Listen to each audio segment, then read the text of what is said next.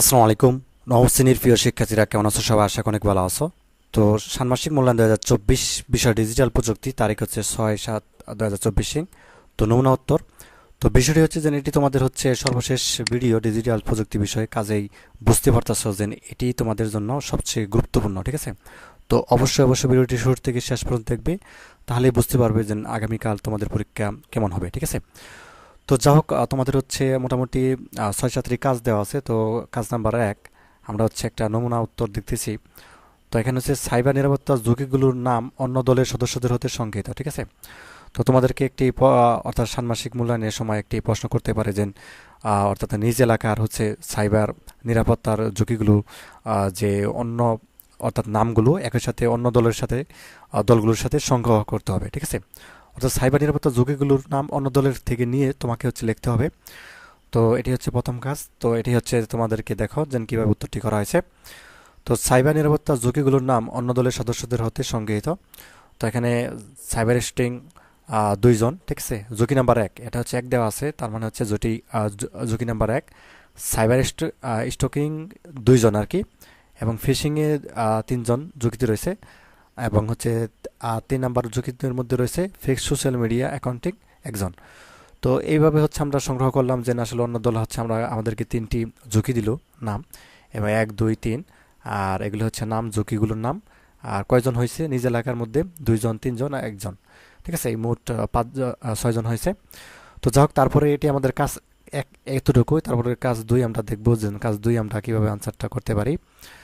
কাজ 2 এর উত্তরটি ক্রমিক 1, 2, 3 এভাবে, এবং হচ্ছে সাইবার নিরাপত্তা ঝুঁকি আমাদেরকে একটা পাই চার্ট আকারে হচ্ছে মূলত হচ্ছে শতকরা বের করতে হবে।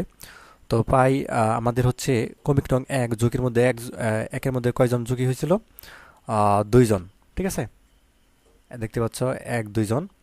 তো তারপরে হচ্ছে এই যে একে হচ্ছে, আচ্ছা, এক নম্বরে 2 জন দিলাম আমরা, এবং 2 নম্বরে ফিশিংয়ে কয়জন? 3 জন, তাই না? 1, 2, 3, 3 জন আমরা দিলাম, 3 জনের নাম।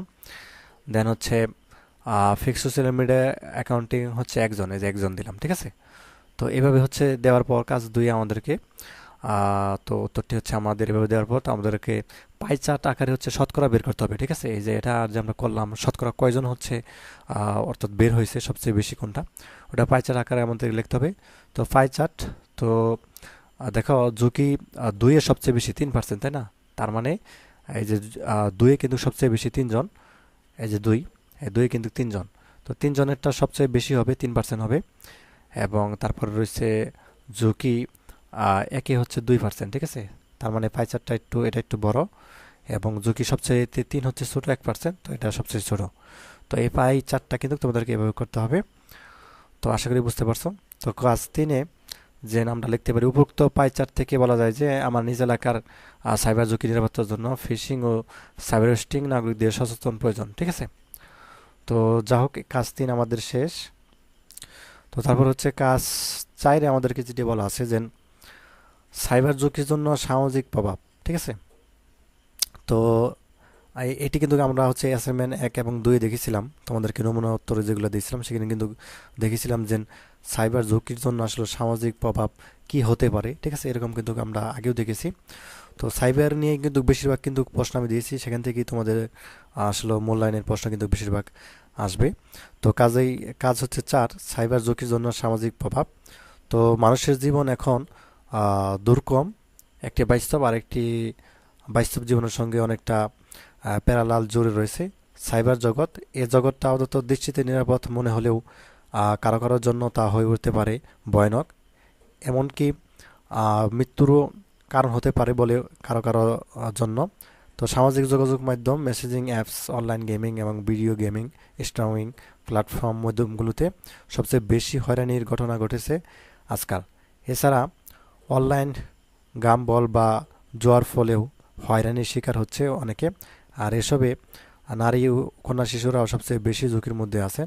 এছাড়া সামাজিক বুলিংয়ের শিকার হতে পারে সমাজে। ঠিক আছে, তো এটা প্রভাবটা লাগবে, আসলে এই যে সাইবার ঝুঁকিটা যে রয়েছে, এটা সমাজের উপরে কি কি প্রভাব পড়ে। ঠিক আছে, সমাজের উপরে দেখা যাচ্ছে অনেকে ছোটো করে দেখে, বা হচ্ছে বুলিংয়ের শিকার হয়, বা হচ্ছে দেখতে পারে না কেউ।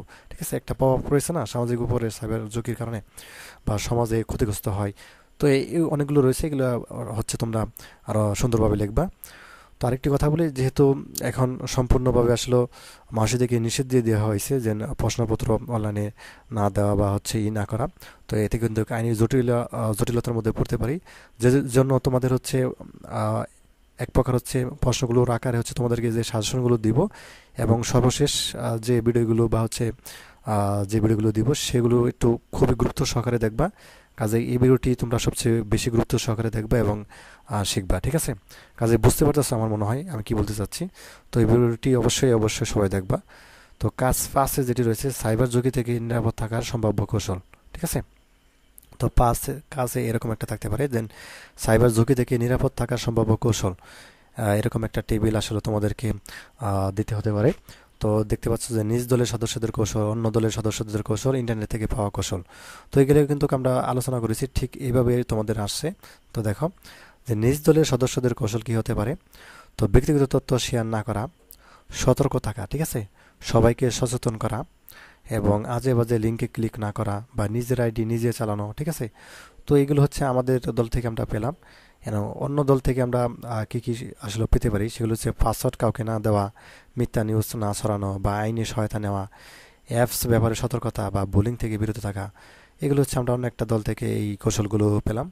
তো ইন্টারনেট থেকে পাওয়া কৌশল, ইন্টারনেট মানে হচ্ছে তুমি বাজার থেকে সার্চ করে হচ্ছে যে সাইবার ঝুঁকি নিরাপদ থাকার কৌশল লিখলে এইগুলো চলে আসবে, ঠিক আছে? তো ইন্টারনেট থেকে পাওয়া কৌশল এগুলো হচ্ছে তুমি লিখতে পারো যে শক্তিশালী পাসওয়ার্ড ব্যবহার, এগুলো কিন্তু আমরাই আগে জেনেছি, এবং ওটিপি শেয়ার না করা, ঠিক আছে, নিজের গোপনীয়তা রক্ষা করা। তো এই বিষয়গুলো রয়েছে। এবং তারপর রয়েছে টু ভেরিফিকেশন অন করা, ঠিক আছে, টু ভেরিফিকেশন অন করা, তারপর প্রাইভেসি এবং সিকিউরিটি অর্থাৎ রক্ষা করা। তো এইগুলো হচ্ছে তোমাদের হচ্ছে ইন্টারনেট থেকে পাওয়া যে কৌশলগুলো, সেগুলি আশা করি বুঝতে পারছো বিষয়টি। এবং তারপরে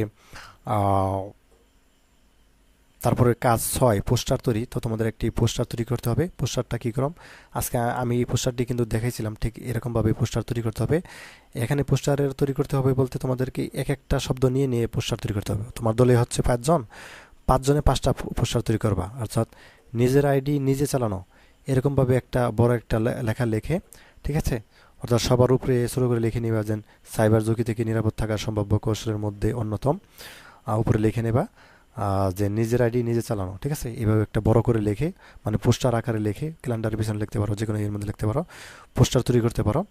তো 5 জন যে দলের সদস্য থাকে 5টা শব্দ নিয়ে এইভাবে তৈরি করবা, অন্য দল 5টা শব্দ তৈরি করবে, ঠিক আছে? এভাবে এক একটা একটা একটা করে তোমাদের হচ্ছে পোস্টার আকারে তৈরি করতে হবে।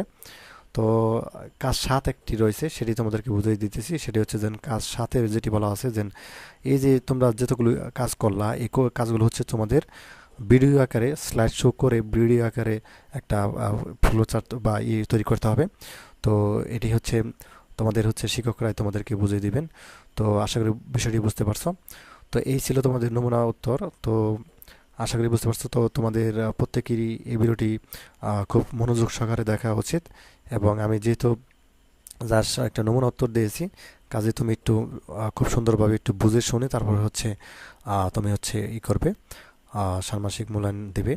তো আশা করি বুঝতে পারছো। ধন্যবাদ সবাইকে ভিডিও দেখার জন্য। আল্লাহ হাফেজ।